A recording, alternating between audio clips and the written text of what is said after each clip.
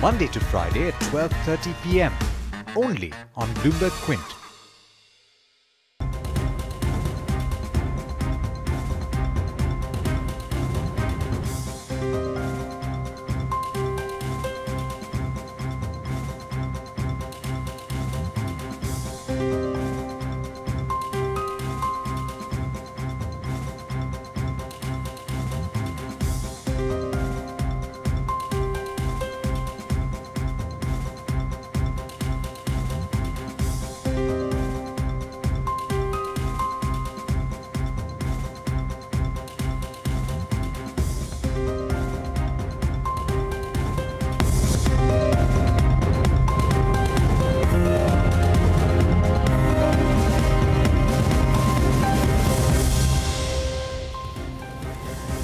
You're watching Countdown right here on Bloomberg Quint Live. Markets for themselves seem to be stable this Friday afternoon, so no big jagged moves in intraday trade despite of the sell-off in the US markets.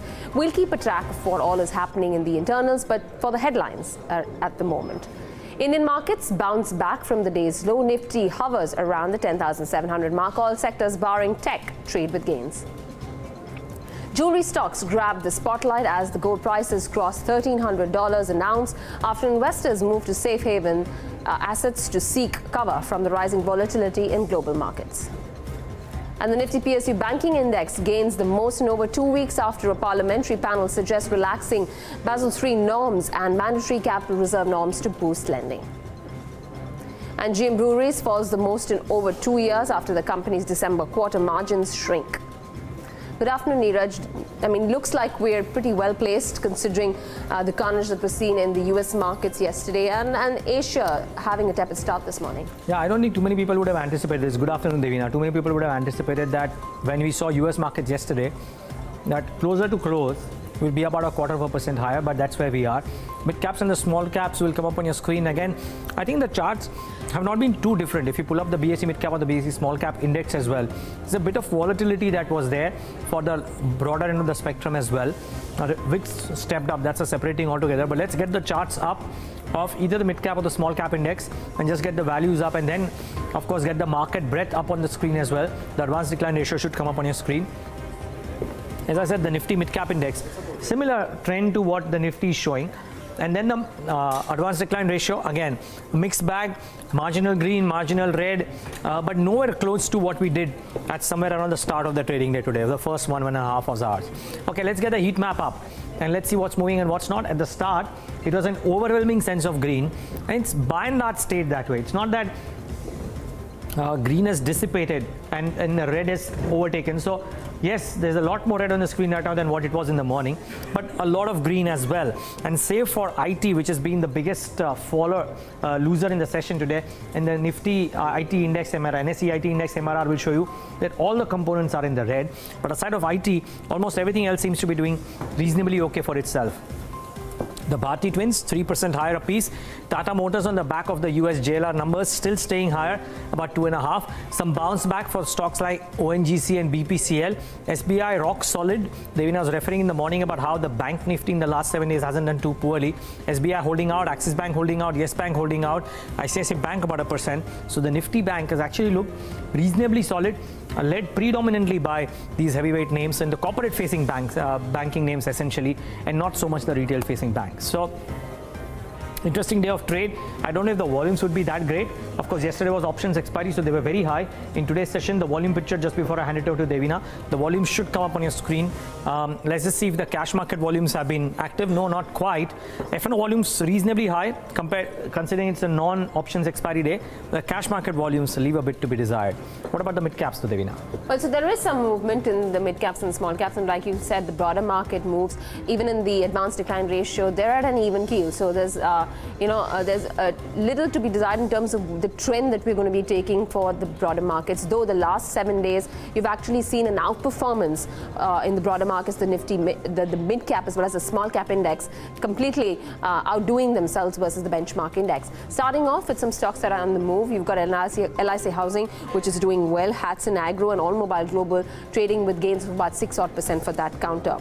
We're talking about banks and how the performance of banks has been in the broader market space. The mid-tier PSU banks have done relatively well, all of them trading with gains of closer to 2.5 to 3.5% apiece. So you've got the likes of a Karnataka Bank, a PMB, that's up 3.5%. Karnataka Bank is now up about 4.2%, and Syndicate Bank also trades with gains of about 4%.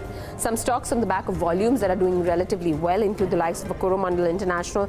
Trades about 2 lakh shares, but this is definitely higher in percentage terms of its last 20 days average. Stocks up about 3%, DCB Bank 2.7% higher, and an Oberoi Realty trades about 3 lakh shares, and the stocks move closer to about 461 odd rupees. Losing in trade, not just the large cap IT pocket, but the mid cap IT space also sees a little bit of pain. The likes of a Mindtree giving up about 3% Tata Elxsi is down about 2.7%, Cyient is down about 2.5%, and just one last stock, which is your GM Breweries, the stock which took a heavy knock in trade right from the word go on the back of those poor numbers that they posted, is still languishing in trade today. Let's take a look at what's been happening in the futures and options space and more liquid space now. Agam Vakil is joining us with more details on the same. Agam. Well, some encouraging trends coming here, considering we are looking at some gains as far as your Nifty as well as your Bank Nifty is concerned.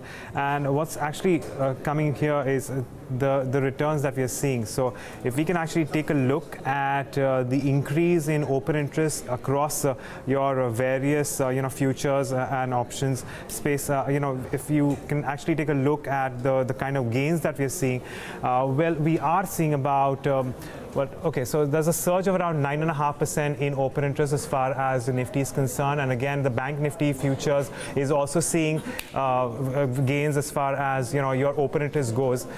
Coming down to your India Volatility Index, let's pull that up, and that is actually seeing a 1.5% decline there at around 16.5. And moving on to some of your levels that you need to watch out for. Open interest, as your change is coming through around the 10,500 mark. That's where your puts are seeing an addition. On the other hand, we're also seeing a little more writing coming along when it comes to something like your 10,000 or rather 11,000 and your 11,900 calls. Moving in terms of stocks that I'm keeping on, and you guys have highlighted some of these stocks from the mid-cap IT space. Mindtree is the one which is seeing a significant increase in open interest by as much as 32%, and that's followed by something like a Canara Bank. Now, of course, a Canara Bank is where we are seeing a lot of traction towards the buying end. So we are looking at advances of around 2.5% there. Bharti Infratel is the other very curious one. While a lot of technical analysts are of the opinion that on the longer run it looks weak, we have seen that significant gain in Bharti Infratel over the previous couple of days, and that perhaps could change the trend for this stock. It's seeing 12% addition in OI. And finally, Bank of India. This is one PSU bank which has been extremely resilient over the previous couple of weeks, I would say. A lot of news flow coming through, and it still continues to gather momentum, especially on the back of the government announced infusion coming in, 2.5% advance for this one as well, with an open interest increase of around 10%. So gains are coming in, and overall, including the broader markets, looking good at this point in time. All right, Agam, thanks very much for that. That's a quick snapshot of what's been happening in the futures and options space. Moving on then, volatility seems to be the name of the game in 2019, as well as with the trade tensions, liquidity concerns, and the slowing demand hurting markets, global markets rather. Let's get a broader view on the same and what this means for global equity markets in 2019. Hao Zhou of Commerzbank is joining us right now on the show. Hao, thanks very much for taking out the time. It's not been a great start, particularly for the US equity markets, and economic indicators and data points coming out globally also seem to be pointing towards a little bit of concern. What's it likely to be as we step into this new year, and how are we likely to shape up as we near the end of the 90-day moratorium period for the trade wars?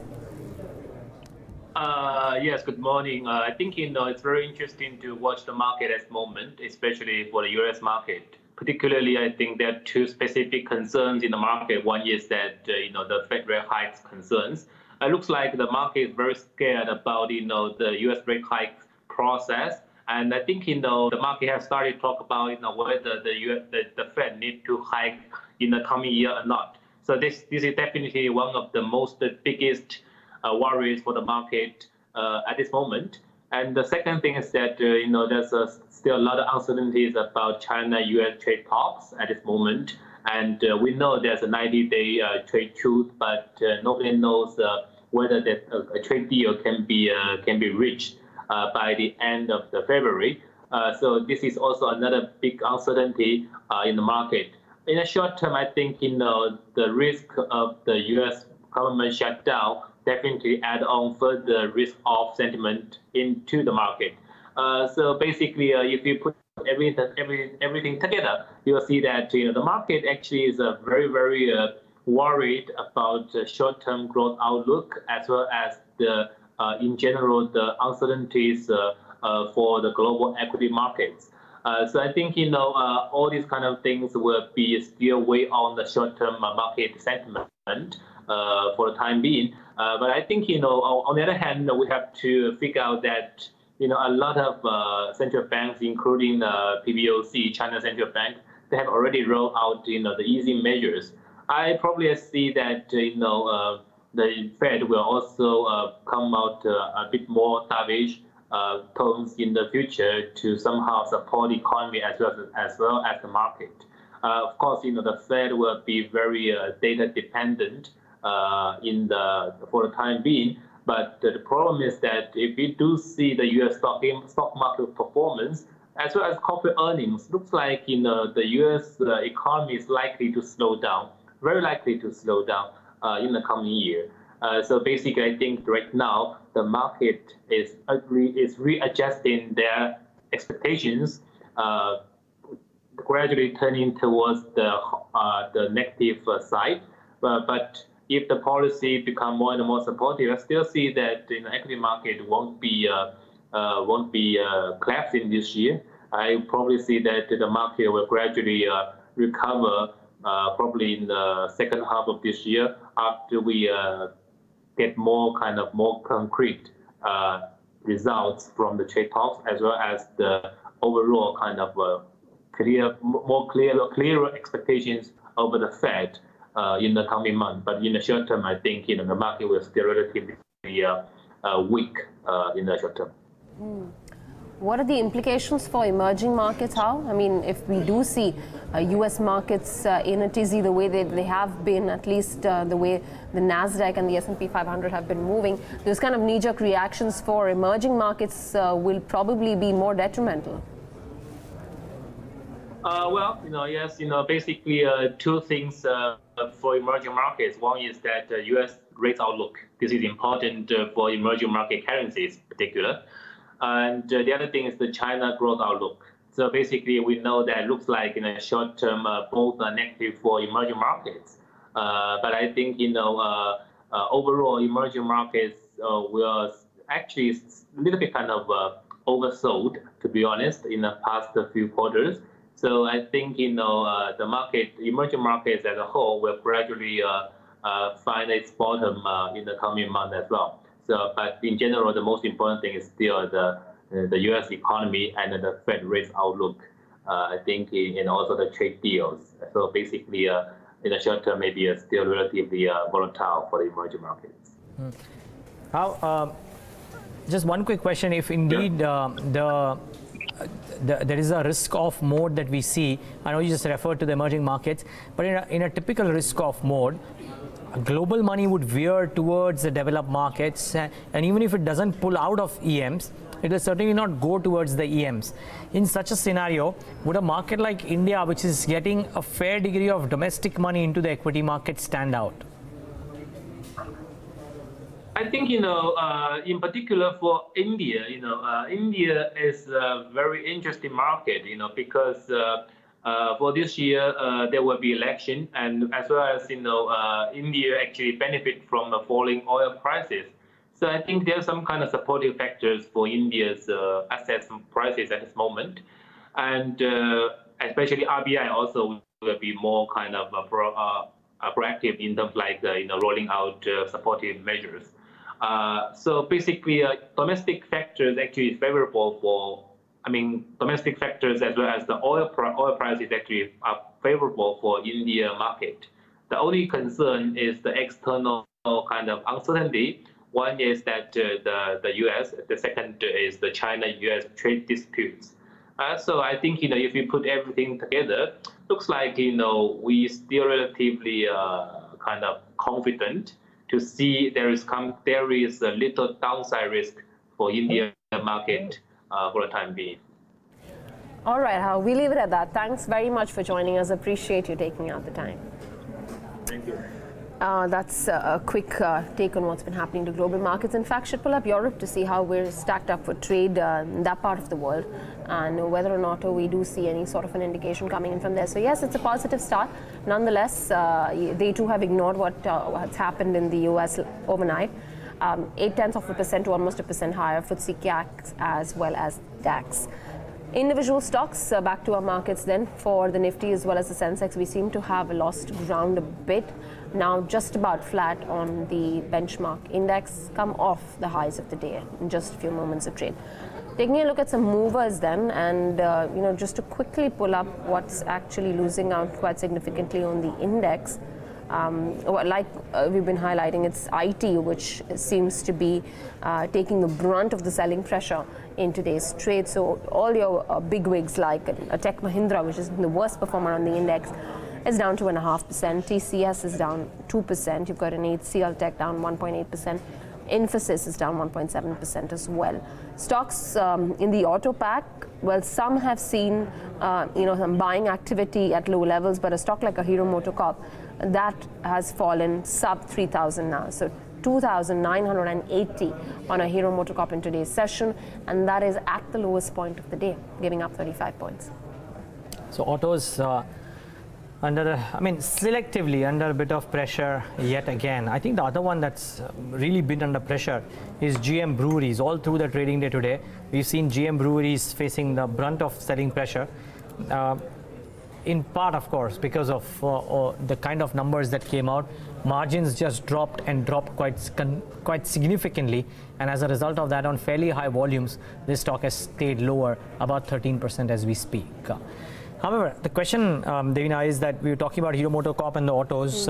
If autos are going through this slowdown, what happens to auto ancillaries and various, battery makers, tire makers, etc., and do the export markets or the replacement market provide that bit of support to the auto ancillaries at a time when there is a bit of a slowdown in the auto space? So let's get that conversation going, because 2018 may have been a good start, but the end hasn't been particularly great for the tire makers in particular. So let's get in an expert and a guest to talk about this and what would the nature of the next few months be. Rajiv Buddharaja, he is the Director General at Automotive Tires Manufacturers Association, or ATMA. Mr. Buddharaja, thanks so much for taking the time out. How do you think, firstly, the domestic market is placed? Then we move on to the exports as well, because I remember that until September, the Indian exports were doing rather well. We don't know what the remaining 3 months have been. But because of this auto slowdown that we're seeing, at least in the numbers in the last 3 months, is there a chance that the volumes for tire companies also will get impacted? Well, the H1 of this current fiscal 19, the growth was extremely spectacular, particularly on the MNHCV side. We've seen growth in very, very impressive double digits of 55%, 65%. But let's not forget that was against a very low base of the previous fiscal. So some slowdown was kind of expected, or it was round the corner.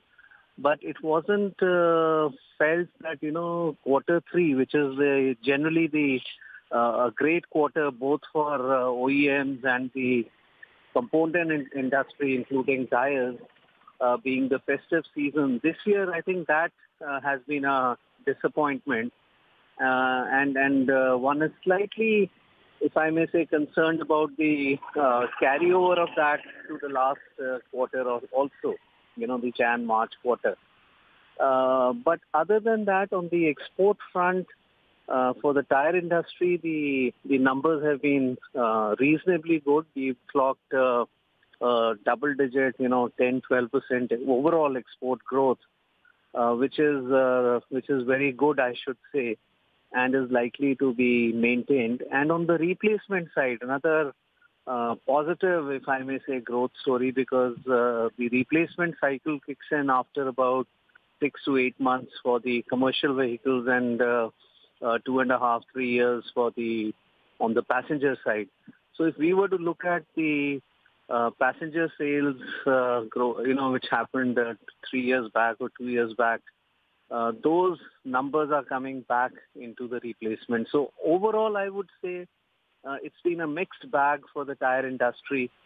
Could have been better had the OE growth run continued or slightly tapered down. But I think the drop is somewhat, more than what was expected, is how I would sum it up for the tire industry. Right. Mr. Budraja, just to paint this picture for us at this current point in time, when the domestic markets are reeling under some amount of pressure, where is the growth, more of the growth concentrated for the tire industry? Is it going to remain with the exports, or as you spoke about the replacement market picking up, that's going to take center stage? Well, replacement is a very significant market for the tire industry. In the commercial space, it's almost 55 to 60%. And in two-wheelers, passenger cars is almost 50%. So exports account for only about 15 to 18% of the overall industry turnover. So I would say that even if the growth has been impressive there, because the percentage share is not very significant, it doesn't translate into overall healthy growth for the industry. So while the industry is pitching hopes that the replacement will be a very short-term aberration, if at all this slowdown that has happened maybe a quarter or two, at best stretching into the first half of this calendar year. But I think the medium to long-term prospect, both for replacement and the OE segment looks, I should say, optimistic. A cautious optimism is what I would put it as. And just break it down for us, how does it, what will the next few quarters be for some of these tire manufacturers? For manufacturers who are now focusing on radial tires now, we've heard about, the Apollo Tires management talking about how radial tires is what the world needs and this is the way that they're going to go forward. So is that something that one needs to watch out for in terms of moving towards radial tires? I think radial and passenger, these are the two high growth segments, truck radials and the passenger car tires, which is where the volumes have also, kind of shown impressive growth. And if you were to see most of the new capacity that has happened, the capacity creation, the greenfield as well as brownfield expansion, I think the 60 to 70% or perhaps even more, that kind of investment has gone into the truck radial and the passenger segment. So I would say, this is the way forward for the Indian tire industry, riding on on the back of the truck radial and the passenger segment. Farm, incidentally, again, with a good, decent double-digit growth has been a good segment for the tire industry, farm tires. And one is only hoping that once the investments, and the government spend kicks in the infrastructure space, I think those tires also, both commercial and the off-the-road tires, they will also get a boost. So all in all, I think the next 1 or 2 quarters are extremely important and critical to watch out for because they will set the base for the medium run of the next 2 to 3 years. Yeah. Got that. Mr. Budraja, thanks very much for joining in. Appreciate you taking out the time and throwing some light on what's been happening within the tire space and the trends out there. We're going to keep it with autos, and auto sales have hit a speed bump in the last 2 months of 2018, and that can't be good news for ancillary industry. One such player which has a very big presence in the axle space is GNA Axles. So the slowdown just a temporary blip, or will it last longer and have a deeper bearing on the numbers for some of these companies? Let's get in the President and CEO, Mr. Ranbir Singh of GNA Axles. He's joining in right now. Mr. Singh, thanks very much for taking out the time. Just to paint the picture for us, while we've been talking about the entire automotive industry seeing a little bit of a slowdown with the last few months, how has it been for a player like yourself in the ancillary space? Good afternoon. Actually, our company is into CV and off-highway segment. Commercial vehicle segment, basically, they have performed very well in first 3 quarters. And they have certain assemblers like Tata Motors, they have over-assembled the vehicles, and they have grown up to 27-28%. And Leyland has grown up to 18 to 19%. And there are 2 factors. One is there's a year ending, calendar year shifting from 18 to 19. So people buy the new vehicle. And another thing is that the correction of the stocks, whatever extra assembled stocks are lying with the dealers, so that correction is taking place. So even if the Q4 performance goes down, but overall picture will be, according to my opinion, it will be 15% growth overall in a year in CV segment and 8 to 10% in tractor segment. And are these numbers, Mr. Singh, something that you believe can be clocked in for the year ahead as well? Because the industry seems to be in a state of flux right now. A quarter is looking very different from what the previous quarter was. How confident are you about the longevity of these numbers that you've just guided to? Yes, we make our estimations for every financial year, and we have to keep some capacities in hand. And on average basis, what we are hopeful next coming financial year will perform in the tune of 14 to 15% in CV, and tractor will continue with 8 to 10% steady growth. What will help you clock in these numbers? Do you expect that the slowdown that we're seeing in commercial vehicle numbers right now is temporary?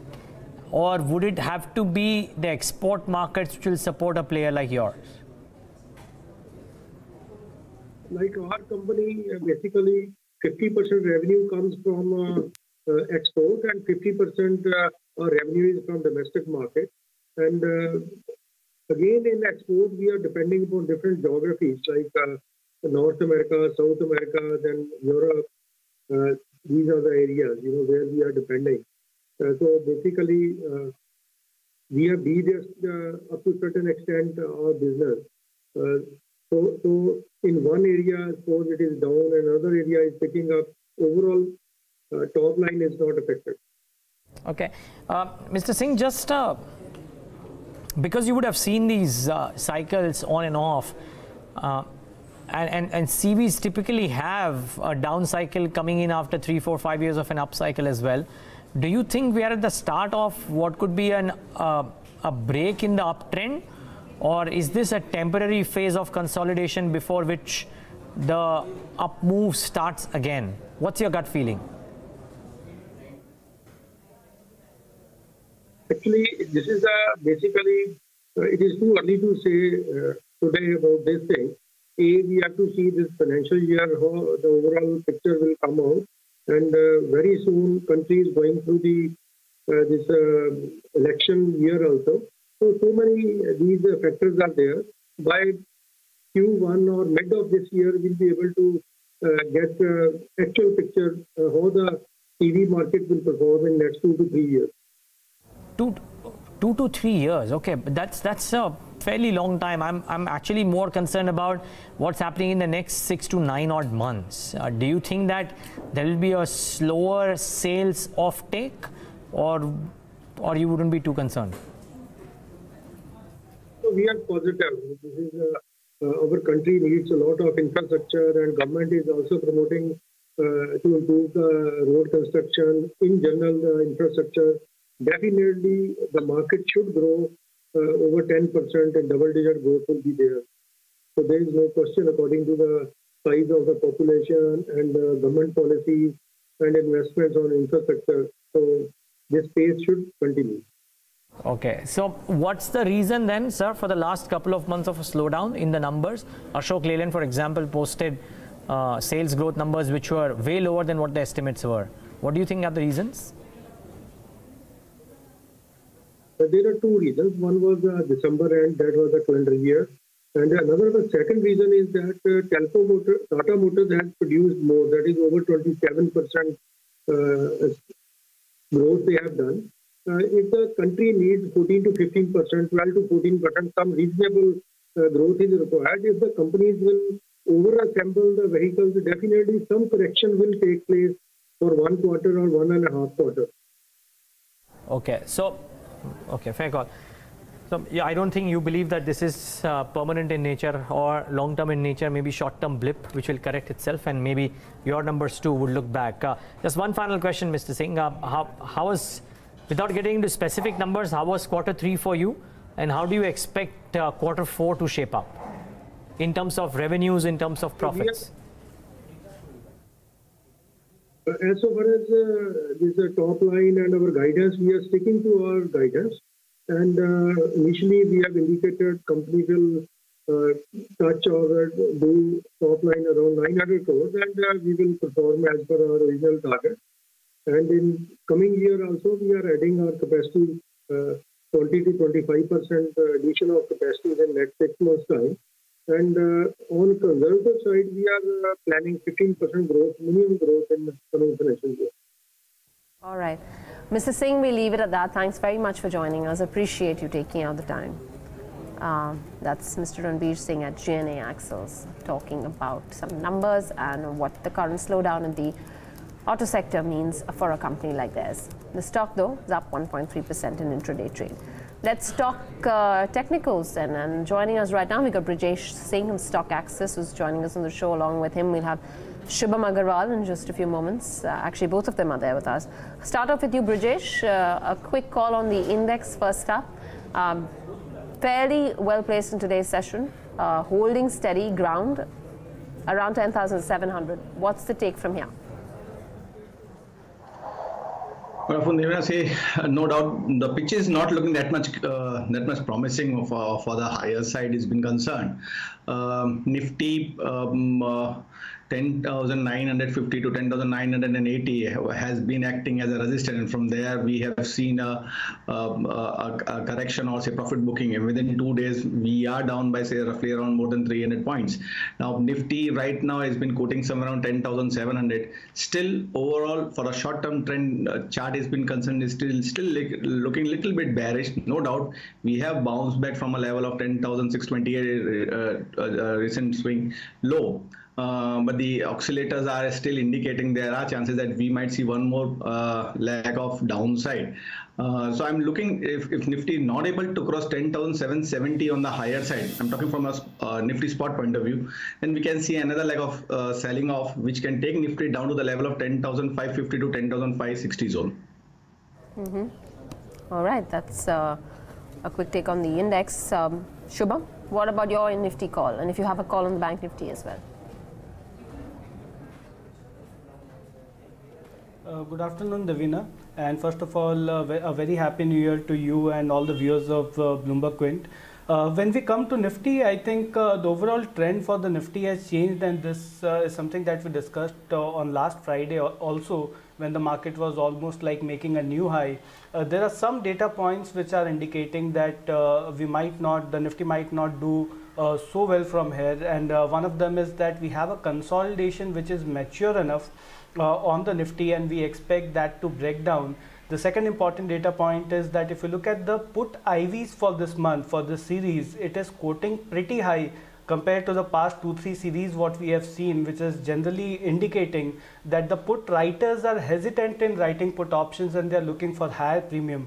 This generally happens in the market where we don't have too much of confidence, and the market participants are expecting the market to move down. So I expect a further correction on Nifty, but this might not be the right point to go and take a sell trade. I think selling on pullback should be the strategy that we should initiate from here. So if at all we see a pullback on Nifty to the level of 10,850, I think which might happen on Monday or maybe by Tuesday, I think that should be used as a selling opportunity with a stop loss at 11,000. And overall, I expect the Nifty to slip down to the first support, that is at 10,500.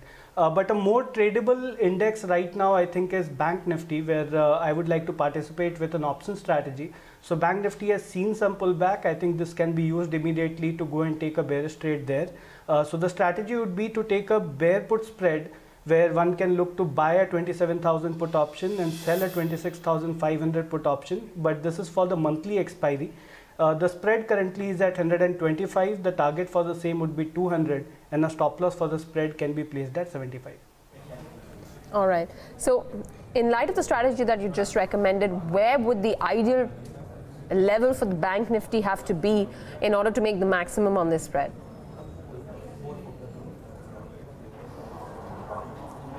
The maximum profit will be at the level of 26,500, but if that happens, the overall spread will reach a target of not just 200 what I've initiated, but it can reach up to 500. So this is more with a short-term perspective, and if we do an option pricing for 4 to 5 days, I think 26,800, even if the Bank Nifty comes till that point, the target for this strategy would be achieved. But overall, I expect the correction on Bank Nifty to be even further. So 26,500 is the ultimate level, what I'm looking for the index. So for this strategy, 26,800, but overall 26,500 is the target for Bank Nifty. All right, got that. Let's talk stocks then. And Brijesh, will start off with your stock call on Reliance Industries, and you've also got a buy call on LIC Housing Finance. There been no doubt index is looking weak, but if we go with the individual stocks, they are looking little bit promising. First of all, don't be an aggressive trader in it. Use proper stop loss for the trades. As the Reliance industry has been concerned, the stock has been trading in a narrow range of 1,025 on a downside, and followed by 1,075. There is another support, followed by 1125 to 1185 is a resistance. So 1,025 downside support, followed by 1185 is a higher resistance zone. So right now the stock has been trading near that support zone. So one can take a buy call anything below 1,095 if Reliance Industry trades, with a stop loss of 1,070, and play for the 1,000 of 1125 to 1130. Time frame for this call holding would be somewhere around 3 to 4 trading session. Another call, LIC Housing Finance. The stock on a shorter term time frame of the chart is still maintaining its lower highs formation, which is giving a little bit bullish sign.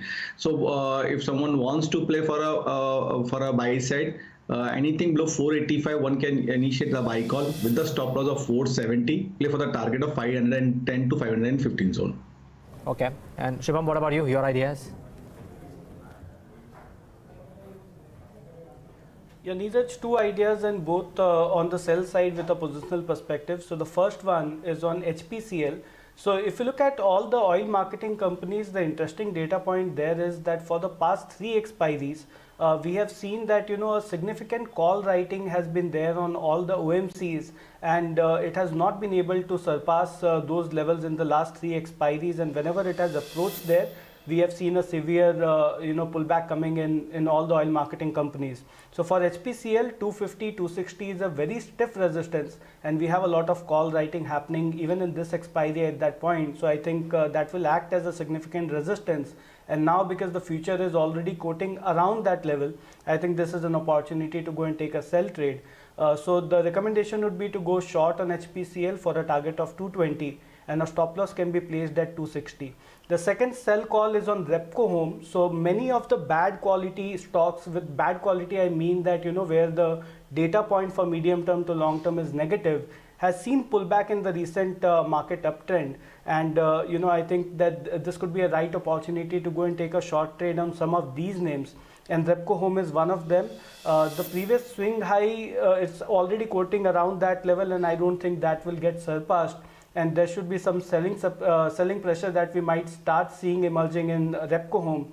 So the recommendation again is a short trade there for a target of 340 with a stop loss at 425. Interesting. Not seeing too many IT names being discussed today. That's the index which has cracked quite a bit. If you look at the 200-day moving average, I think the IT index for the third time in the last 6 months or 5 months has just nudged that mark and trading below it. Let's see if it corrects further or no. But all the top 4 index names on the losing side today are IT names. HCL Tech, TechM, TCS and Infosys are all down in trade. Brijesh, maybe I missed it, but no IT discussed. Is there a trade in any of the top 5 large cap losers? See, if we want to trade for a sell side, then Mindtree is looking weak. 810 the stock has been quoting, and I don't think so it would be able to cross 832 or 835 zone. So one can go for a sell side, any rise somewhere around 815, 818, 815 and 818 if it trades, and keep a stop loss of 835 and look for the target of somewhere around 775 to 780 zone. But if one counter which is looking a little bit promising is KPIT. KPIT, if I'm not mistaken, from past 3-4 months, it's been trading in the range of 200 or say 198 on a downside, followed by 220, 225 on the higher side. Right now, the stock is quoting somewhere around 208. So if it trades somewhere around 205 or below that, one can take a buy call with a strict stop loss of 198 and look for the target of 215 followed by 220. Let's get in Anand Tandon, market expert, joins us right now on the show to talk about his thoughts on what's happening in the markets currently. Anand, the Indian markets are not exactly depicting the risk off that most people thought we were entering into when you looked at the US markets yesterday or gold last night as well. What's your thought? Are we kind of in the midst of the risk off mode right now, or is it difficult to call? Well, the market has enough going for it either way. You could argue that, we have had a very robust inflow into the domestic mutual funds, which has kind of driven the market up where it is. And from here on, perhaps the earnings will take over, because there is actually, after many years, a potential that the earnings growth for the next 12 to 24 months may actually be reasonably robust. And that can provide a floor to the valuations where we are. The other argument that one could make is that, there is very high likelihood that given where we are in terms of the interest rates globally, that money can actually start coming back into India. We've seen outflows rather than inflows for the most part of last year, and that could change. So that could, again, take the market up. However, the disconcerting fact that I find is that there is too much reliance on the fact that only the corporate-facing banks, which have underperformed in terms of earnings, will actually have a sharp increase in earnings going forward. Most of the other sectors are pretty much not expected to do anything much. And therefore, given the valuations overall, I think the market tends to become more and more narrow as to where you can put money, because whatever has already been doing well is very expensive. Whereas the only area that where there is this kind of turnaround is a couple of the banks which are corporate facing. So with that kind of thing, can the market actually sustain a major move up? I would think that only if the momentum in terms of the institutional flows continues. If liquidity continues to remain easy, then I think you will find that the market stays where it is, and hopefully the broader market picks up, and some of the other sectors which have fallen off last year can actually start to participate. Right. Anand, what's been leading to the recent outperformance specific to banks in a market which is seeing a sell-off in almost most of the other sectors, be it autos, be it metals, be it some of the consumer goods, be it cap goods? It's the banks that are standing out. Well, as I just said, that the story that is there for the next 12 months is simply that the corporate-facing banks will have much lower credit costs and consequently increase their profit back to a somewhat more normalized level. And of course, because of the fact that the government is also recapitalizing some of the public sector banks, they may actually come back to lend. Also, because of the last quarter, some of the NBFCs had to unload their portfolios, and that would have led to, again, a credit growth coming through in terms of the banking sector at the expense of the NBFCs. So I'm not surprised that near term you're seeing both the fact that the credit deposit ratio has actually gone up very substantially. And you have, after a very long time, you're having fairly strong credit growth coming through on the banking sector, as well as the fact that given where they were in terms of valuations, there is now some interest being shown by investors, especially in the PSU stroke corporate banks. Anand, Just wondering, offbeat, but are you buying gold right now? Well, you could as a portfolio hedge as well as on the dollar if you expect that the rupee will fall again. It has rebounded quite a bit. So if you think that were to fall again, and the fact that there will be continuous risk off in the global markets, there is a reason to assume that you could get some upside in gold here. But from a real portfolio allocation basis, I would argue that you can't put more than 4-5% in gold as a diversification or even as a kind of hedge. Beyond that, you still pretty much have to be in equities. Yeah, well, a bit lower right now, but crossed the $1,300 per troy ounce mark. Did gold in trade overnight? So interesting. We're seeing some re-emergence today of the beaten down boys. Maybe it's the nature of the market, corrects quite strongly, and when it bounces back, some weaker hands also tend to bounce back. But the telecom players are up and about. ONGC is bounced back a little bit. BPCL is up about a couple of percentage points. So interesting set of names which are leading the charge in the session today.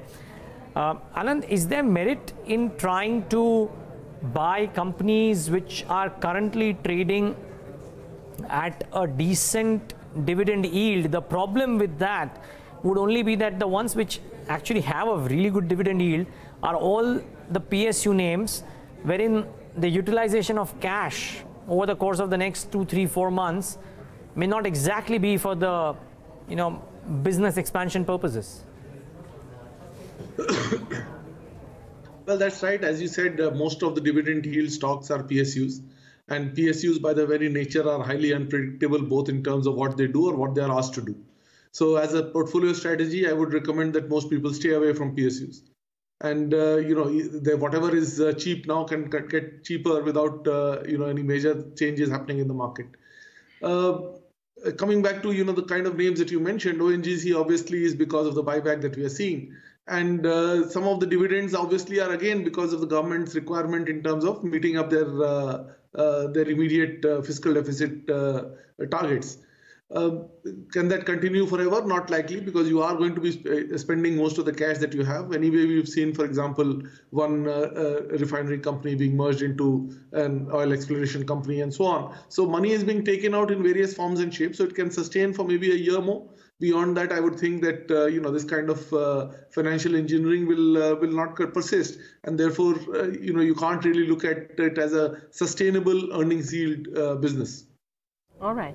Lots more to talk about and get some chart checks going on some of these oil marketing companies as well in just a few moments. But let's hop across to Sharad, who's joining it right now to take us through some buzzing stocks in intraday trade. Sharad, what do you have? Afternoon, Devina. GM Brewery has given a bad hangover to its investors as the stock is down by almost 12%, its lowest levels seen since the last 12 weeks. This is because the company had reported their weak third quarter financials. So basically the top line grew by around 5.7% over last year, but both operational profits and profit after taxes dropped by almost 25%. So basically your EBITDA margins also is down by around 26% at 25.5 crores versus 34.3 crores. And even margin contraction was seen. That was around 20% as compared to 29%. Apart from this, the second stock which we have picked up is Bank of Maharashtra, which is up by almost 2%. Its highest level seen since the past 2 trading sessions. This is based on the news that today board had cleared a capital raising of around 4,498 crore rupees via equity shares via preferential allotment to the government. So this is part of the capital infusion process by the government of India for the PSU banks. So these 2 stocks are actually buzzing in this space right now. Back to you. All right, Sharad, thanks very much for that. So 2 buzzing stocks this afternoon. PSU banks, though, doing really well in intraday trade. But before we move on and go to our next segment and bring you the chart of the day, just want to quickly get some chart checks going and come to you, Brijesh. Some of these PSU names, would you see an upside in them? Maybe another 5-7% from these levels. They've done relatively well in the last 7 trading sessions. No, Devina, definitely there are 2-3 stocks which is looking promising. if someone has a view of short-term to the medium-term time frame, then PNB Bank looks good on the chart. Right now, the stock has been quoting somewhere around 81, 81 and a half. Present rate can be used for accumulation purpose, or anything below 80 can be used for accumulation purpose. It has a nice support at a zone of 72 to 73 band. So keeping that thing as a stop loss, if someone has a view of medium term, then the stock has a chances of going all the way to 98 or even 100 also. As a trading bet is been concerned, then Indian Bank has been trading in a range of 225 on a downside, followed by 265 to 275. Right now the stock has been quoting somewhere around 249. So present rate can be used for an accumulation purpose or even till 245 with the stop loss of 238, and look for the target of 256 to 257. Anything on the closing basis of 256, stock can jump to another say 7 to 8 rupees. SBI looks good, 297 the stock has been quoting. Anything below 295 one can use for an accumulation purpose on a long side with the stop loss of 288. Look for the target of 303 to 304 zone. All right, gentlemen, just stay on with us. We'll come back to you in just a few moments. So moving on to our chart of the day segment then. The Nasdaq is considered to be one of the best representatives of technology stocks, with the likes of Apple and Google finding a place in the index. No surprise then that it commands a premium over the other country-specific IT indices. But Apple's warning seems to have narrowed that gap, as Agam Bakil is here to explain the same to us. Agam. Right, so the premium of the Nasdaq Composite Index to India's NSE Nifty IT Index is at its narrowest levels in almost 3 years, as the sell-off intensified after shares of Apple Inc. tumbled. And the Bloomberg consensus forward price to earnings estimate of the US index, which is heavily concentrated with technology stocks, is at a premium of just 5.6% to the Nifty IT Index, and at the lowest at least since February of 2016. The Nasdaq traded at an average of about 34% premium to the 10-stock Indian technology gauge during the 3 years, and the valuation gap has narrowed as shares of Apple, which comprises nearly 10% of the Nasdaq, slumped nearly as much as 10% after the Cupertino-based company cut revenue forecasts over poor iPhone sales in China. All right, Agam, thanks very much for that. That's our chart of the day. We were talking earlier on about, the implications for the oil and gas space in light of what the Brent crude has been doing. Went down to levels of about 50, and then from there on picked up, now trading closer to 57. But what does this do for some of the oil marketing companies and the likes of ONGC, Reliance for that matter? Reliance has though already come off from its highs. Would you look at probably having a short on Reliance, Shubham, or any of the other oil and gas, oil marketing stocks rather?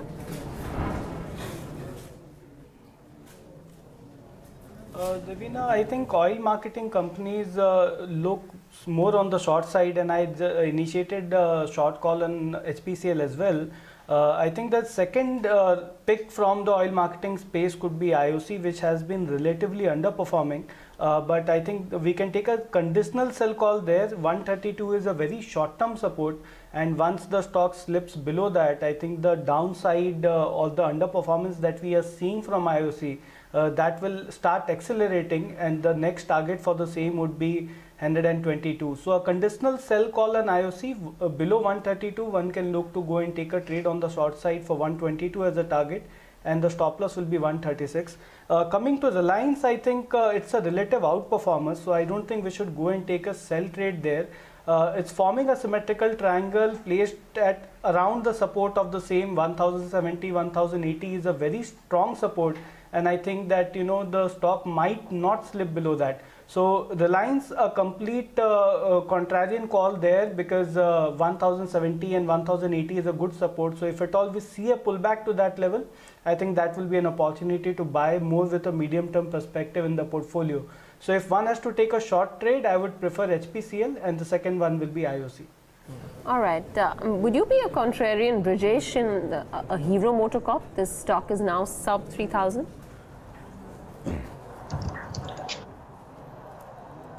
See, if I take a chart check, no doubt somewhere from 3,400 the stock has been beaten, and that too with the increase in volume. Right now it has been trading somewhere around below 3,000.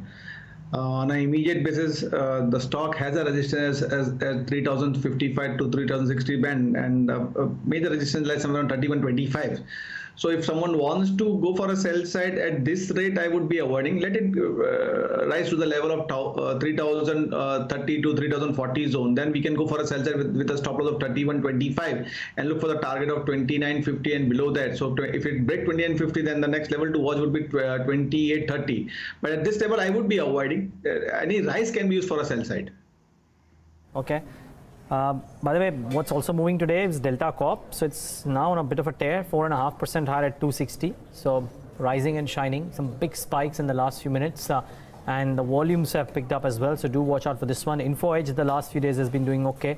Up around there 4.5%, 1554 and counting. So good going amongst all of these names.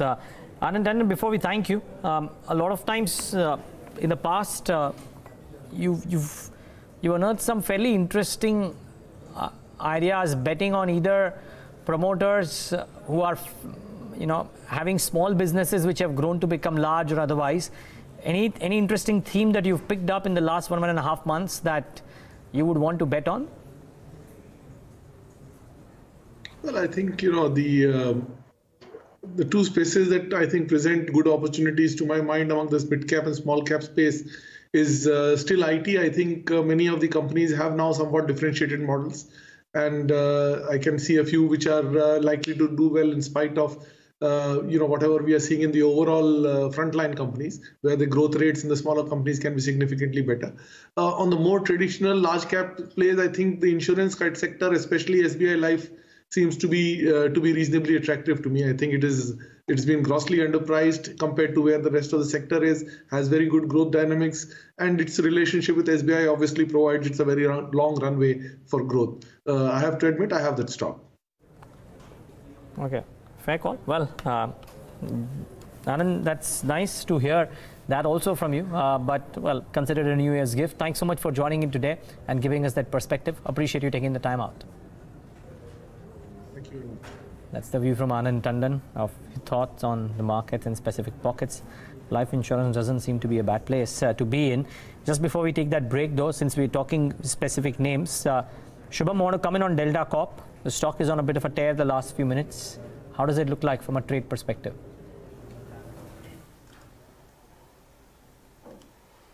Neeraj, I think the development in Delta Corp seems quite promising because after a fair consolidation today, we have seen the momentum coming back, and the volume action also fairly suggests that this seems like a decent breakout happening from a short-term perspective. So I would not be a positional trader here, but I think with a very short-term perspective, it looks like a good buying opportunity.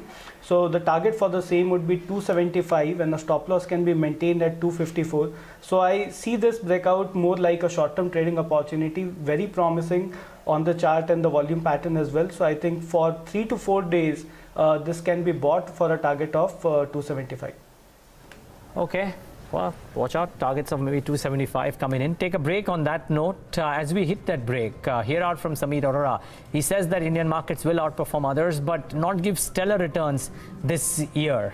He remains as bullish as ever on private banks, but has started to short select automakers. Let's listen in to a small slice of that conversation as we step into a quick break. We are net maybe zero, maybe net negative, because we short also many stocks. And one of the bigger stocks that have fallen this year in 3 days, we have a big short position. So in general, the thing is that we still have Maruti, but mostly we are short everything else.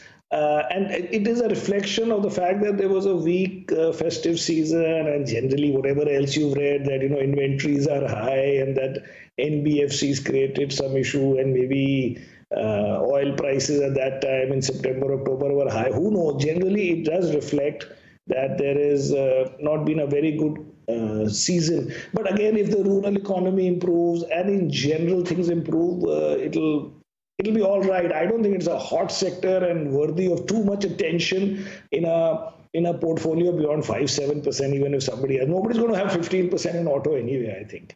But with auto ancillaries and maybe some others, you can have a little bit higher weightage than 5-7. So it's just one of the smaller sectors actually, but it's a reflection of the fact that the consumer has not been very strong. So if autos, according to you, is the smaller sector probably, where is the larger concentration now and how do dynamics change out there?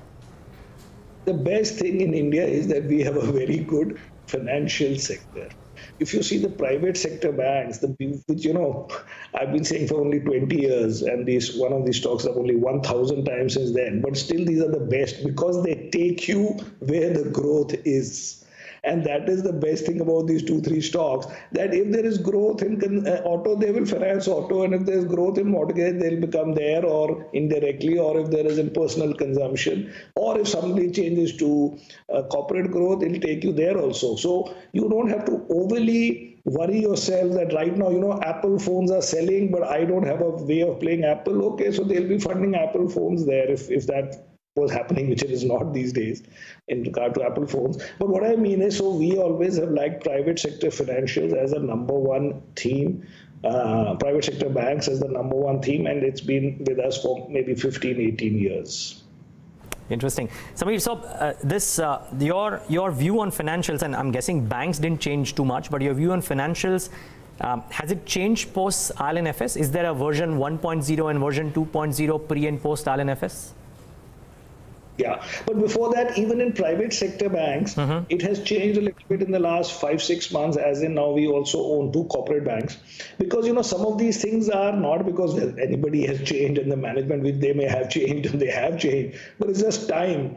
Because the NPAs you can only create if you lend to corporate long gestation projects, and those projects have not been there. So your ability to make those kind of big chunky bets and then fail on them have come down, and then time also has taught everybody what to do in that sense. So that has changed in our private sector bank exposure. We don't reduce, you just add it to new names. And on NBFCs, we have now 1 or 2 shorts also, which we never had for 4-5 years that we were. So we used to have around, in the good old days till August, maybe 13-14% in NBFCs, 4-5 of them. And now, and no shorts.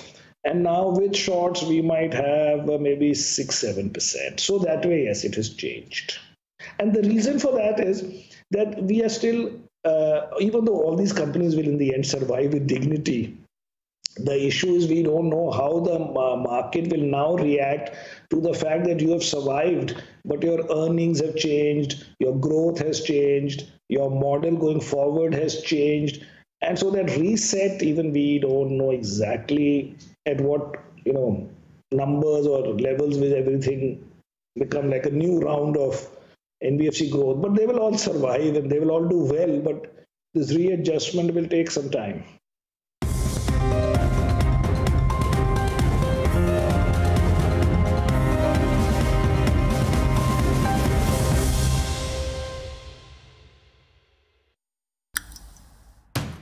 What started out as a quest for good coffee has turned into a single estate specialty roast coffee connoisseur's paradise. It was purely, this is something that we want. We're looking for good quality coffee. Theirs is a story of starting something amazing and new and refreshing. It wasn't just Nat and me who were taking this journey to change the coffee landscape in India, but it was actually going to start from the farms. The face of coffee in India has seen a sea change in the last few years, and it's owed now in a small way to Matt and Namrata, the founders of Blue Tokai Coffee Roasters. Watch their exceptional story only on Bloomberg Quint.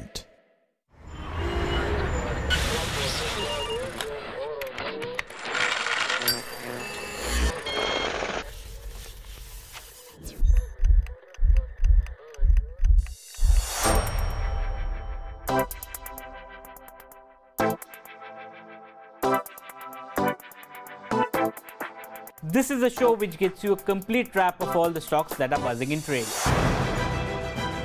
Everyone's a price taker, not a price maker out here. There are better opportunities in the marketplace. The return ratios will improve, margins will improve. What are you seeing? Valuations are extremely expensive. It would take 100 years of profits to really pay off the entire debt. Not all good businesses are good investments. Good return on equity could be expected. And I think that will sustain. Their numbers, etc., were pretty sluggish. How much longer they can sustain, I'm not too sure. It has never been the scenario in any of the stocks. It's an avoid for him at this point of time. I wouldn't write it off in such a hurry. We are getting into more complex chemistry. Join me as I navigate the hottest stocks and help you pick the right stock at the right time.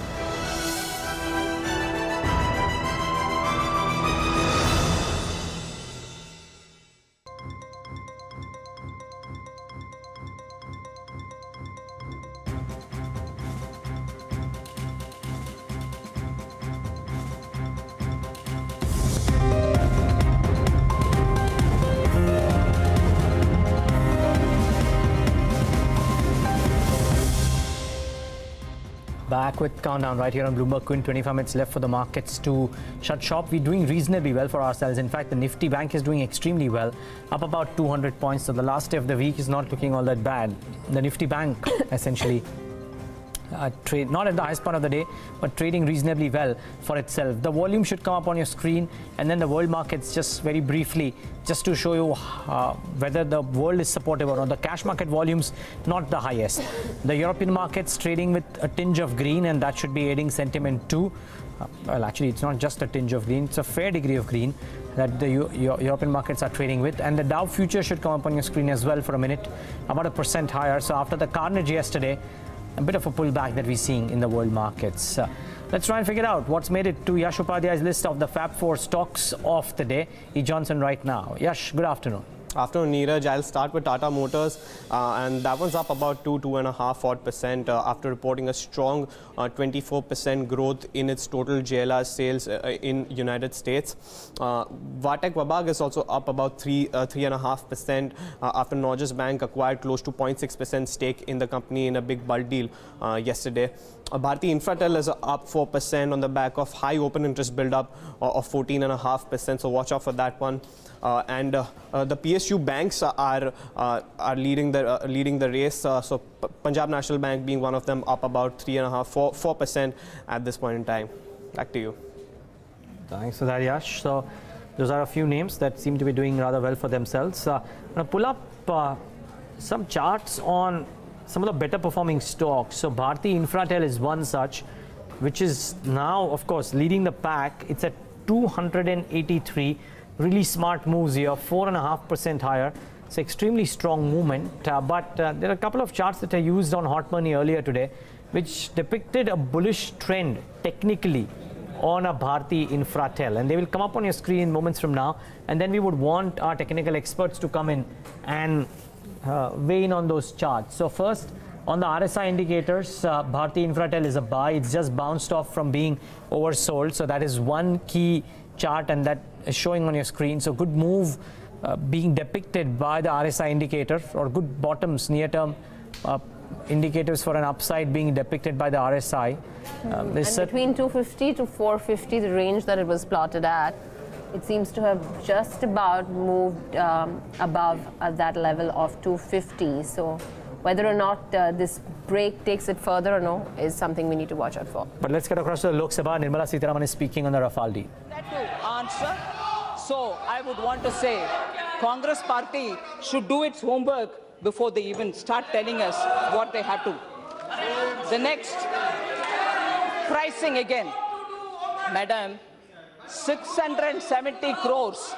670 crores has already been disclosed in the parliament for the basic price. Whereas they say 526 crores. I want to tell you, there is nowhere any documentary evidence on what is the price. I want to tell you, 526 crore I'm talking about. I'm talking about the 526 crore which they quote as an MMRCA price. 526 crore which they quote as MMRCA price. I want to tell you, listen to the facts. There is no confirmation for that price that they are quoting. This is our price. There is no confirmation that it is 526 crore per aircraft in the official documents. From where are they getting that? God knows. Huh? But I'll also give you some more. As already intimated in the Parliament, we have said the basic price under the IGA is 670 crore per aircraft. Basic price. Now, will you want to compare like with like, or will you want to compare one apple and one orange? I would like to tell you here. If it is a like to like, listen. Yeah, listen, I'm answering you. In a like to like comparison, madam, the price obtained in the 126 medium multi-role combat aircraft, about which they are constantly talking, the non-deal, the price would be 737 crores. The price obtained in the intergovernmental agreement that we have signed in 2016, and that price, which is already disclosed, the 670 crores, is about 9% lower than that 126 MMRCA basic price. We have got a better deal, madam, for this country. For this country, we have got a better deal. All right? Then go further. Go further. Comparing the cost of 526 crore with 1,600 crore, comparing the cost of 526 crore with 1,600 crore is like comparing apples to oranges. Because, is it right, I ask, to quote a cost that is not substantiated? I told you 526 is nowhere, but anyway, you didn't even have an agreement, but you're quoting that. It's not substantiated. Where no contract has been finalized, all right? It seems that the cost which is being quoted, the 526, is somewhat probably referring to a quote which was given in 2007, which exists somewhere as a quote. They have taken it upon themselves to say that's their deal price. Will it remain the same in 2011? Will it remain in 2014? I'm coming to that. Be patient. Be patient, okay? Will it remain? Will it? I'm coming to that line. I'm coming to that line. Will it remain? Will it remain? Will it remain the same in 2011? Will it remain the same in 2014? Will it remain the same in 2015? Will it remain the same in 2016? Because there was an escalation cost. There was an escalation rate. There is an escalation cost which is put in each one, and also the exchange rate variation which has to be taken on to be calculated. The price of a basic aircraft, madam, I would want you to please get some order in the house. I'm after all answering them. I'm answering them, and they don't want to have some answers given to them. They are more keen on disturbing me rather than wanting to hear the facts. If they're keen, they should listen to the facts and not shout me down. Not shout me down. And unbelievable, I'm answering their question. Madam, escalation cost, will you? Madam, I'll tell you, madam. Will escalation? Madam, escalation cost. Madam, I'm responding to you, madam. Yes. Escalation or exchange rate variations not work? Will escalation or exchange rate variations not work?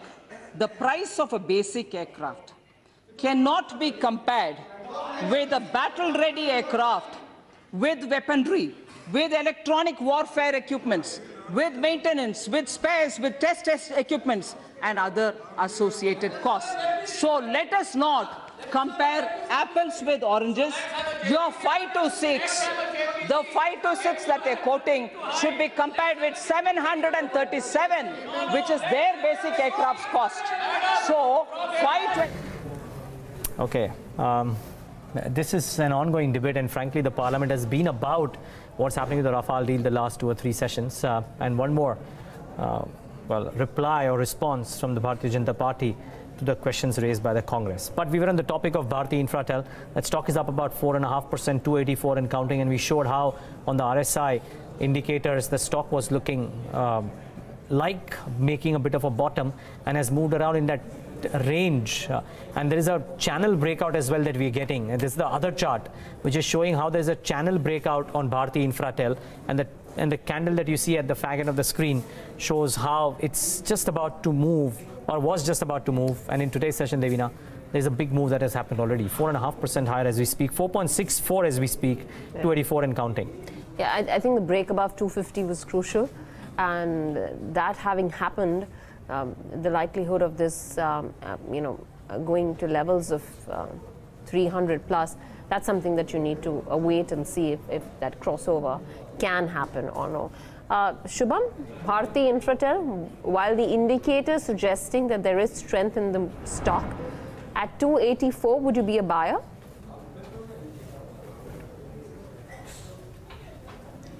Devina, if you look at the breakout that has happened in Bharti Infratel, it has already moved about 20 rupees from the breakout point. So I think a fresh trade over here would have a very deeper stop loss, and on the upside the target remains, the short-term target at least remains up to 295, 297. So I think a fresh trade should not be initiated, but if at all someone is already holding the trade and has participated in this run, my recommendation there would be to hold the stock. For the short term, I see 295, 297 as a temporary resistance, so it might approach that level.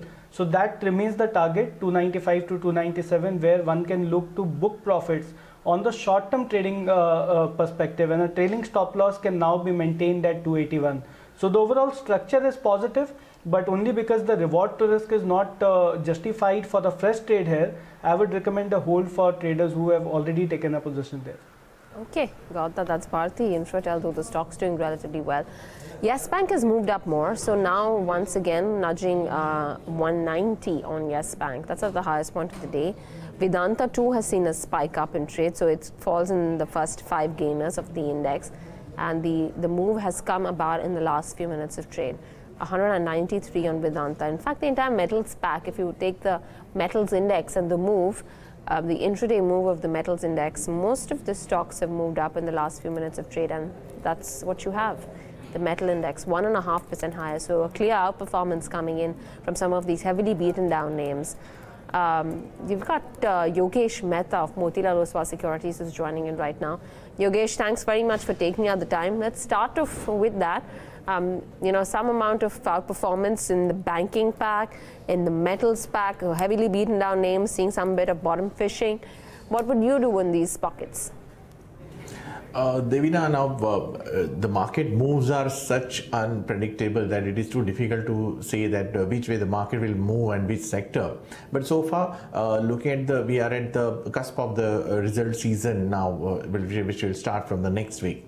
But this China PBOC has cut the rate, and that has driven some hope of raise for metal sector, and probably that has driven some momentum on the higher side, though they are still way below their high prices or this week's high prices. So there is nothing more of an importance here, because still they are on a laggard side.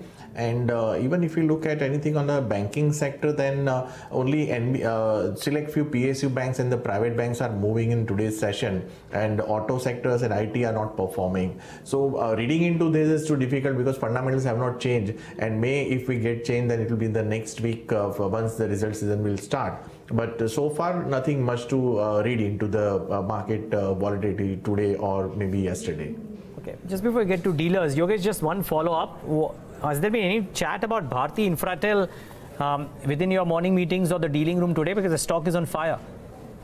No, Neeraj, there is no such any discussion about Bharti Infratel at all.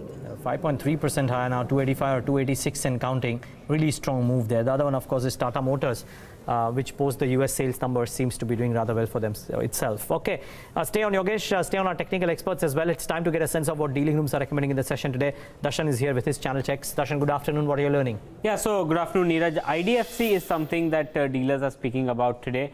A large domestic fund is actively accumulating decent volumes today. Almost 5 million shares have been traded on IDFC, so this is something that's been watched about closely. The second one is Federal Bank. Over the past few days has been doing well, coming close to the 100 level mark in trade. Remember, a few months ago it was trading at levels of 70. A couple of foreign brokerages have actually come out with reports and they're pushing the stock to their clients. So that's something that's been spoken about. And metal stocks, because of the China CRR cut, bank reserve ratio cut that's come out, there seems to be a surge that's happening. A lot of dealers indicate that there is heavy trading activity in some of the metal stocks, and they believe that the potential upside could be there on some of these metal stocks. Okay, Darshan, thanks very much for that. That's a quick dealing room check. And since we were on the topic of Tata Motors, quickly get in a chart check at a level of 171. While the last 7 days have not been particularly bad, though it's flat in comparison to some of the other names that have lost significant ground, the 3-month losses on Tata Motors can't be ignored. About 23-24% given up in the last 3 months. Shubham, what would you do with the Tata Motors? Devina, if you look at the long-term trend, that doesn't give a confidence at all to go and place a buy trade in a stock which is declining like this. And in the past, we have seen that all the pullbacks that the stock has shown, it has eventually got sold into. So I think the formation or the bottoming out pattern will take time. It won't happen in a 2-3 days trading span. So I think we should give it some more time to stabilize. And I think 150, 145 will be the right level to think about some investment in Tata Motors. So given the track record that we have seen in past, I still remain skeptical in going ahead and taking any short-term bounce trades there. So I think for the time being, we should avoid trading in Tata Motors unless and until we see some concrete pattern getting formed. So what should one trade in? The closing strategies. Last 10 minutes of trade left. Shubham, I'll come to you first. Your top closing strategy. Neeraj, the top closing strategy would be BEL. So if we look at this entire sector, the sector has been doing quite well. And despite the selling pressure that we have seen in the market, this sector has been least impacted, and many names from this sector is actually moving up. And today in BEL, after about 10-12 days of consolidation, we have seen that on the futures data there are built-ups happening, and that should push the stock even further. So I think the most comfortable trading bet over here will be BEL for a buy trade for a target of 96. That's the first target, and the second target would be eventually for a target of 100, and the stop loss for the same can be placed at 88. So BEL looks promising to me. The breakout that is already confirmed today, and it is already closing at the point of breakout, I think this can get bought into. Okay. What about you, Brijesh, your top closing strategy? Neeraj, I have 3 buy calls. The first would be a Manappuram. The stock has been trading with the higher tops and higher bottom formation. So somewhere around 95.5 the stock has been quoting. So one can go for a BTST sort of thing with keeping a stop loss of 94 and look for the target of 97.5 to 98. As Darshan was pointing, IDFC is looking good on the chart. That the trend line breakout has been witnessed. Previous swing high has been broken. Right now the stock is quoting somewhere around 43 rupees 50 paisa, or say 43 rupees 70 paisa. So one can go for a buy side with the stop loss of 41 and play for the target of 48 to 49. The time frame to hold this counter would be a week time frame, and another counter would be DCB Bank. The trend line breakout has been witnessed in this. Right now the stock is quoting somewhere around 173. So if someone wants to play for the BTST, keep a stop loss of 168, play for the target of 180. If someone has a view of say 6 month plus, then the stock on a weekly chart, it's in the process of forming a bullish flag pattern, which is giving a target of 250 plus. But the stop loss will be 180. So sorry, the stop loss will be 130. So if someone has a view of long term, then with DCB Banks looks promising on the chart. Okay. Just pull up the metal names: Vedanta, JSW Steel, Tata Steel, and the move in all of them seem to be pretty pronounced after the recent sell-off that we've seen in these names. All of them at the highest point of the day. JSW Steel too, up about 2% in trade right now. A trade on any of these names, Brijesh? See, Vedanta, no doubt from a low of 186, that it has moved up with increase in volume. So for a shorter term bet is been concerned, then keep a stop loss of recent swing low, that is 186. Even 188 can be kept as a stop loss, and look for the target of 202 to 205 zone. Even Hindalco is looking good. It's been trading in the range of 190 or 200 on a downside, followed by 225 and to 240 on a higher side. So right now 211 the stock has been quoting. So if someone has a view of say 1 week or a 2 week time frame, then 198 can be kept as a stop loss, and look for the target of 225. Even the target can be extended to 240, as I've said first. Okay then, so those are some stocks to monitor in the session today. Bharti Infra is on a roll, really. I'm stuck with that, but just look at that stock move up. It's now up almost 6% in trade. So really strong show. Yogesh, not just the winners but the losers on Eicher Motors. Even though the cut is not very strong today, but it's the 4th straight day, I believe, of Eicher Motors correcting, and 2124. For somebody who has Eicher Motors in the portfolio, is it too late now to get out, even if he wanted to get out? And conversely, are these good levels at which you can accumulate Eicher Motors, or is that answer difficult to give right now?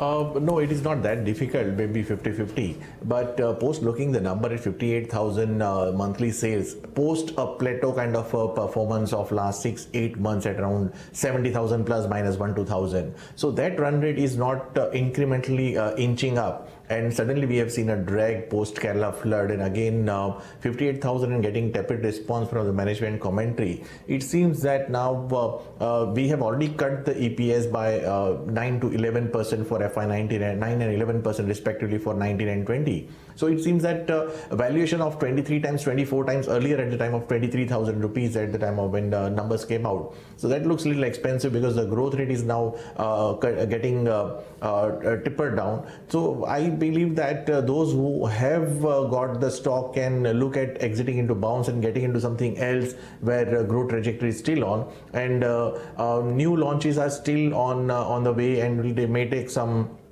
6 to 9 months further. So better to switch from this to anything else, though story remains there and the growth rate will remain at 30%, maybe at 20%, maybe by FY20, but immediate hurdle will remain there, and maybe second half would not be that good for Eicher Motor.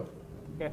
We're very close to market close. Yogesh, just a quick thought. The top loser on the mid-cap space on the Nifty 500 is Persistent Systems, followed by Petronet LNG. Any thoughts on either of these two names? Quick 60 seconds.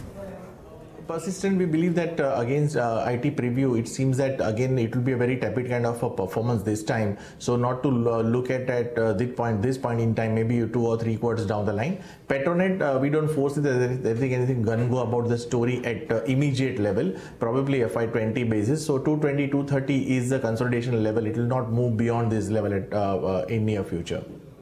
Okay, Yogesh, stay on. We'll take in final thoughts from you post-market close. But here's how the markets is shutting shop. 0.5% in the green for the Sensex. The Nifty Bank more in trade today, led predominantly by some of the private corporate-facing banks, the likes of Axis, ICICI, etc.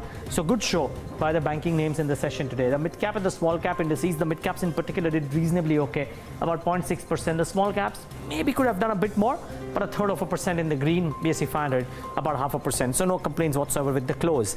Let's talk about the large caps. Devina will speak about the mid caps in just a bit. Bharti Infra is up about 6%. Vedanta, after hitting 52-week lows yesterday, bounces back about 3.5%.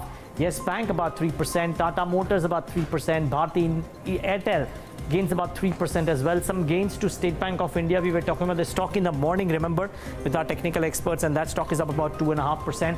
Tata Steel about 2%, and HDFC about a couple of percentage points as well. What about the losers? Well, peppered with losses is the IT space. So HCL Tech, Infosys, TechM, TCS, all of them looking wobbly.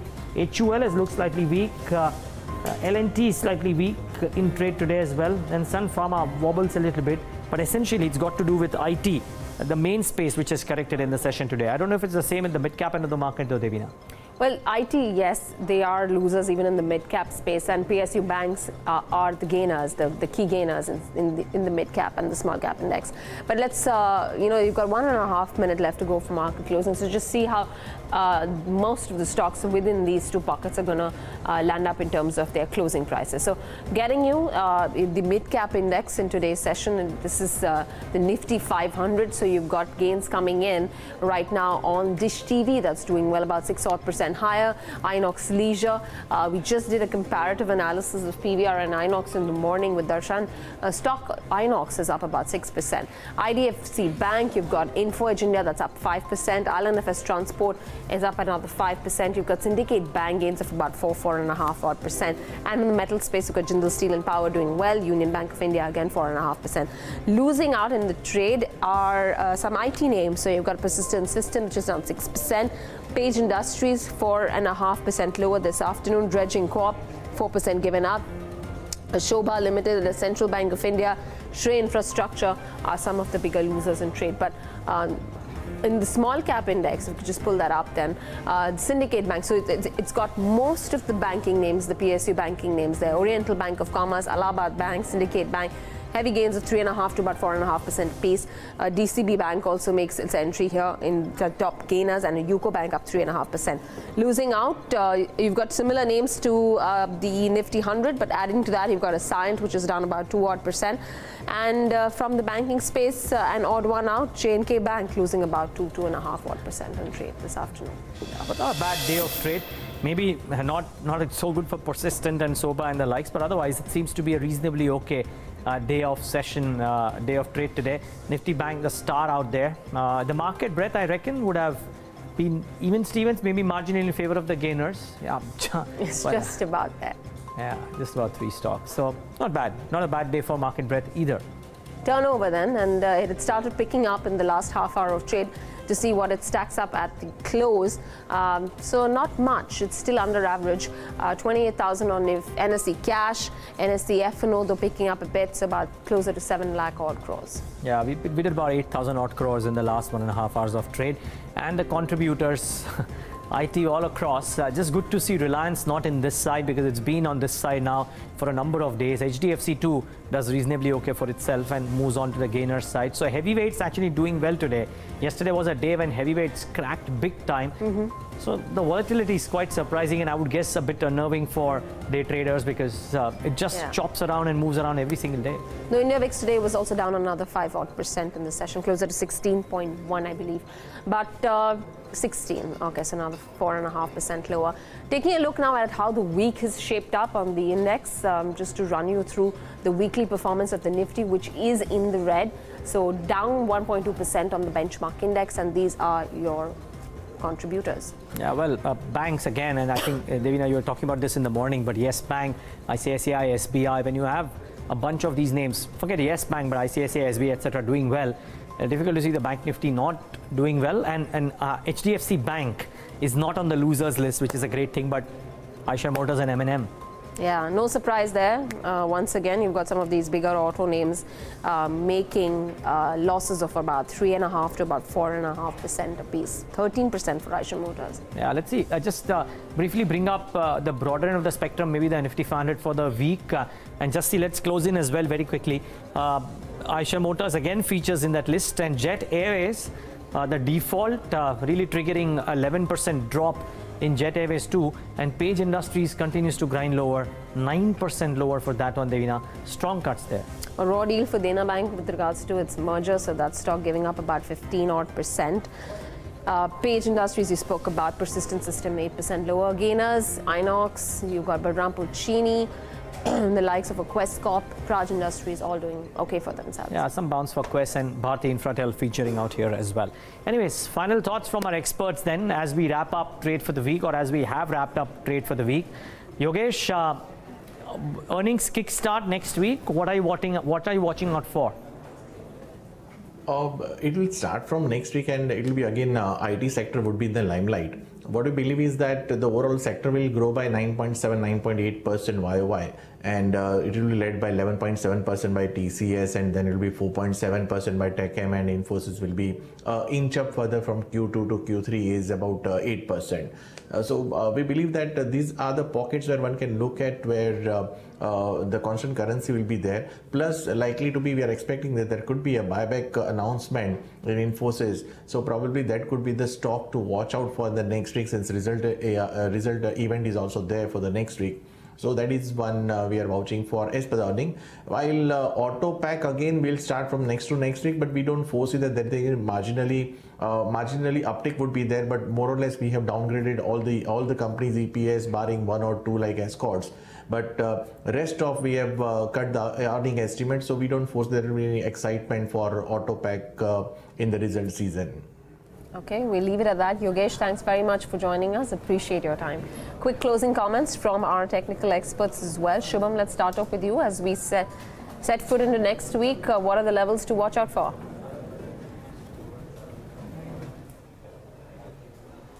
Yeah, Devina, I think the closing fairly suggests that there is a temporary pullback after the correction on Nifty. And going forward, 10,700 is the strike where we have seen some put additions also happening today. So I think the short-term support for Nifty stands now at 10,680. And on the upside, this pullback could extend up to the level of 10,850, where I see that, this pattern that is getting formed on Nifty will have a stiff resistance also coming in. So I see this more like a temporary pullback. 10,850 will be a level where if the Nifty comes in the next week, then we can again think of initiating some of the short ideas. But for the time being, the pullback can still extend to that level. And the important point on Nifty will be 10,680 for the medium-term trend to hold good. Coming to some of the sectors, I think capital goods has been doing pretty well. Stocks like BEL, Siemens are the ones which has given a good closing. So I think these can be the names to watch out for the next week. And overall oil marketing companies remains a sell. So pullback mode is where we close into. I think after the pullback we can again look for some of the shorting ideas. But for the time being, another 70, 80 point, 100 point on Nifty is what we can expect on the upside. Okay, Brijesh, what about you? See, there is no doubt on the last hour we have seen Nifty sustaining above 10,700 and closing around that level, 10,720 zone.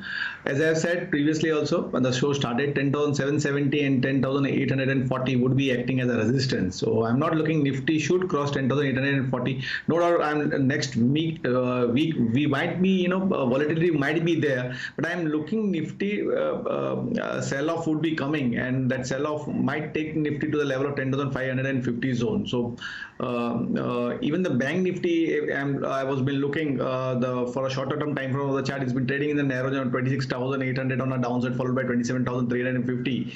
Anyhow, I am not looking bank Nifty supporting to the market. 27,550 or say 27,600 would be acting as a tough resistance. Whether anything on a closing base of 26,800 on a bank Nifty, it might drift another say 400 points. So Nifty might try to touch 10,515 next week. Okay, 10,500 in the next week. Got that. Brijesh, Shubham, we'll leave it at that. Thanks very much. Have a great weekend. And with that, it's a wrap on this edition of Countdown from Neeraj, myself, and the entire team that's put this show together. Thanks a lot for watching. We've got the market wrap coming up next.